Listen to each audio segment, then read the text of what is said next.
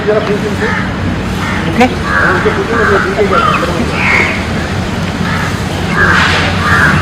तर बोला, महाराष्ट्रात येऊ घातलेल्या निवडणुकीत तुमचं मत कोणाला? माझं मत महायुतीला.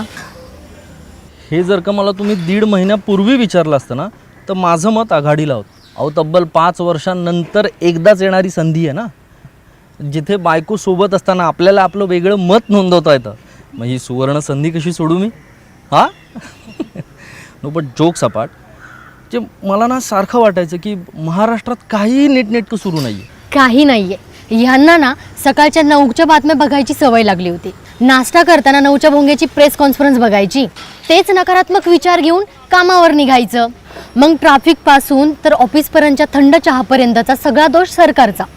मी एके दिवशी ठरवलं, टी व्हीचं कार्ड काढून टाकलं. न बजेगा भोंगा न पेटेगी मशाल. हो, कसं आहे, माझी पहिले 2 दिवस खूप चिडचिड झाली. तंबाखू खाणाऱ्या माणसाला जर का तंबाखू मिळाली नाही तर त्याचं काय होईल? अगदी तसंच माझं झालं. मग माझ्या हळूहळू लक्षात आलं की अरे, आपल्या आजूबाजूचे सगळे लोक खुश आहेत.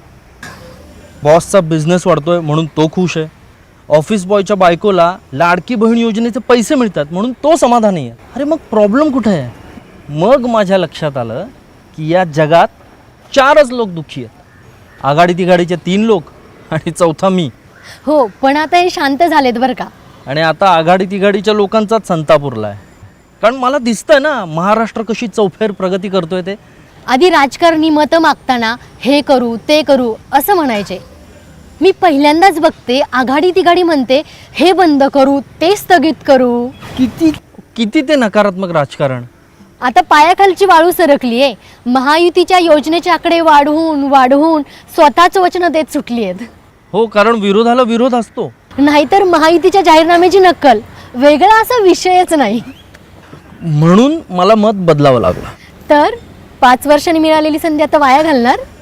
अजिबात जाणार नाही आहे. संधी आणि मतही. After all, wife is always right.